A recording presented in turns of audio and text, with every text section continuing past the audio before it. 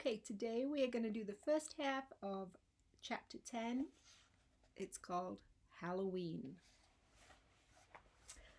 Malfoy couldn't believe his eyes when he saw that Harry and Ron were still at Hogwarts the next day, looking tired but perfectly cheerful.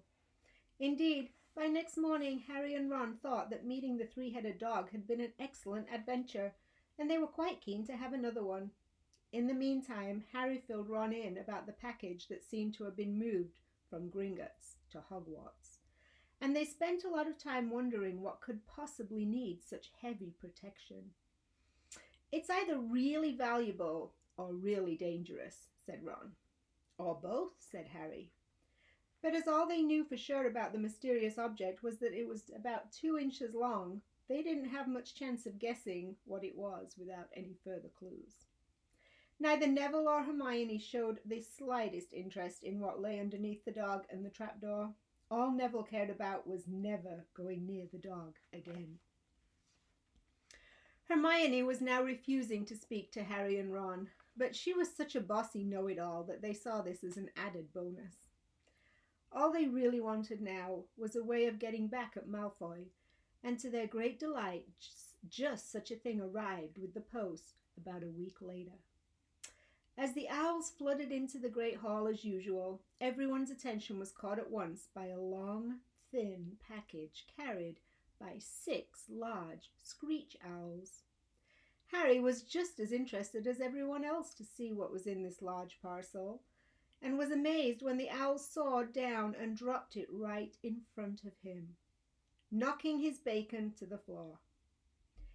They had hardly fluttered out of the way when another owl dropped a letter on top of the parcel. Harry ripped open the letter first, which was lucky, because it said, "Do not open the parcel at the table. It contains your new Nimbus 2000, but I don't want everyone knowing you've got a broomstick or they'll all want one. Oliver Wood will meet you tonight on the Quidditch pitch at 7 o'clock for your first training session. Professor McGonagall." Harry had difficulty hiding his glee as he handed the note to Ron to read.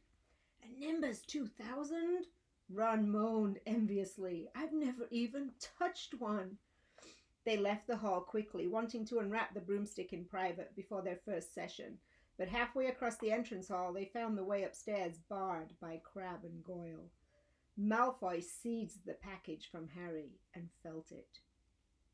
"That's a broomstick," he said, throwing it back to Harry with a mixture of jealousy and spite on his face. "You'll be for it this time, Potter. First years aren't allowed them." Ron couldn't resist it. "It's not any old broomstick," he said. "It's a Nimbus 2000. What did you say you've got at home, Malfoy? A Comet 260? Ron grinned at Harry. "Comets look flashy, but they're not in the same league as a Nimbus." "What would you know about it, Weasley? You couldn't afford half the handle," Malfoy snapped back. "I suppose you and your brothers have to save up twig by twig." Before Ron could answer, Professor Flitwick appeared at Malfoy's elbow. "Not arguing, I hope, boys," he squeaked. "Potter's been sent a broomstick, Professor," said Malfoy quickly. Yes, that's right," said Professor Flitwick, beaming at Harry. "Professor McGonagall told me about the special circumstances, Potter. And what model is it?" A Nimbus 2000, sir," said Harry, fighting not to laugh at the look of horror on Malfoy's face. "And it's really thanks to Malfoy here that I've got it," he added. Harry and Ron headed upstairs, smothering their laughter at Malfoy's obvious rage and confusion. "Well, it's true," Harry chortled as they reached the top of the marble staircase. "If he hadn't stolen Neville's Remember-All, I wouldn't be in the team." "So I suppose you think that's a reward for breaking the rules," came an angry voice from just behind them. Hermione was stomping up the stairs, looking disapprovingly at the package in Harry's hand. "I thought you weren't speaking to us," said Harry. "Yes, don't stop now," said Ron. "It's doing us so much good." Hermione marched away with her nose in the air. Harry had a lot of trouble keeping his mind on his lessons that day.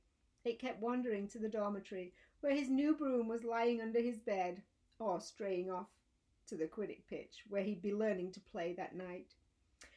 He bolted his dinner that evening without noticing what he was eating, then rushed upstairs with Ron to unwrap the Nimbus 2000 at last. "Wow!" Ron sighed as the broomstick rolled onto Harry's bedspread. Even Harry, who knew nothing about the different brooms, thought it looked wonderful. Sleek and shiny with a mahogany handle, it had a long tail of neat straight twigs and a Nimbus 2000 written in gold near the top. As 7 o'clock drew near, Harry left the castle and set off toward the Quidditch pitch, and in the dusk.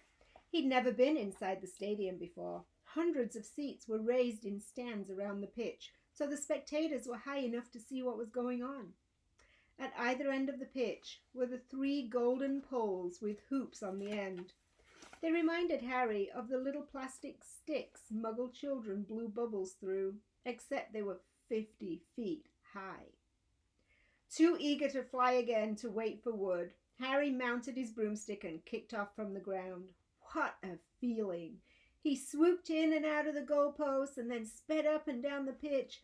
The Nimbus 2000 turned wherever he wanted at his lightest touch. "Hey, Potter, come down." Oliver Wood had arrived. He was carrying a large wooden crate under his arm. Harry landed next to him. "Very nice," said Wood, his eyes glinting. "I see what McGonagall meant. You really are a natural. I'm just going to teach you the rules this evening, and then you'll be joining team practice 3 times a week." He opened the crate. Inside were 4 different size balls. "Right," said Wood. "Now Quidditch is easy enough to understand, even if it's not too easy to play. There are 7 players on each side. 3 of them are called chasers." "3 chasers," Harry repeated, as Wood took out a bright red ball, about the size of a football. "This ball's called the quaffle," said Wood. "The chasers throw the quaffle to each other and try to get it through one of the hoops to score a goal. 10 points every time the quaffle goes through one of the hoops. Follow me?" "The chasers throw the quaffle and put it through the hoops to score," Harry recited. "So that's sort of like basketball on broomsticks with 6 hoops, isn't it?" "What's basketball?" said Wood, curiously. "Never mind," said Harry quickly. "Now, there's another player on each side who's called the keeper. I'm the keeper for Gryffindor. I have to fly around our hoops and stop the other team from scoring." 3 chasers, 1 keeper," said Harry, who was determined to remember it all. "And they play with the quaffle." "Okay, got that. So what are they for?" So what are they for? He pointed at the 3 balls left inside the box. "I'll show you now," said Wood. "Take this." He handed Harry a small club, a bit like a rounder's bat. "I'm going to show you what the bludgers do," Wood said. "These 2 are the bludgers." He showed Harry 2 identical balls, jet black and slightly smaller than the red quaffle. Harry noticed they seemed to be straining to escape the straps holding them inside the box. "Stand back," Wood warned Harry. He bent down and freed one of the bludgers. At once the black ball rose high in the air, then pelted straight at Harry's face. Harry swung at it with the bat to stop it breaking his nose and sent it zigzagging away into the air. It zoomed around their heads and then shot at Wood, who dived on top of it and managed to pin it to the ground. "See?" Wood panted, forcing the struggling bludger back into the crate and strapping it down safely. "The bludgers rocket around to try to knock players off their brooms. That's why you have 2 beaters on each team. The Weasley twins are ours. It's their job to protect their side from the bludgers and try to knock them toward the other team. So, think you've got all that? 3 chasers try and score with the waffle. The keeper guards the goalposts. The beaters keep the bludgers away from their team." Harry reeled off. "Very good," said Wood. Have the bludgers ever killed anyone?" Harry asked, hoping he sounded offhand. "No, never at Hogwarts. We've had a couple of broken jaws, but nothing worse than that. Now the last member of the team is the Seeker. That's you. And you don't have to worry about the quaffle or the bludgers, unless they crack my head open. Don't worry, the Weasleys are more than a match for the bludgers. I mean, they're like a pair of human bludgers themselves." Wood reached into the crate and took the 4th and last ball. Compared with the quaffle and the bludgers, it was tiny, about the size of a large walnut. It was bright gold and had little fluttering silver wings. "This," said Wood, is the golden snitch, and it's the most important ball of the lot. It's very hard to catch because it's so fast and difficult to see. It's the seeker's job to catch it. You've got to weave in and out of the chaser, beaters, bludgers, and quaffle to get it before the other team's seeker, because whichever seeker catches the snitch wins his team an extra 150 points. So they nearly always win. That's why seekers get fouled so much. A game of Quidditch only ends when the snitch is caught, so it can go on for ages. I think the record is 3 months. They had to keep bringing in substitutes so the players could get some sleep. Well, that's it. Any questions? Harry shook his head. He understood what he had to do all right, and it was doing that was going to be the problem.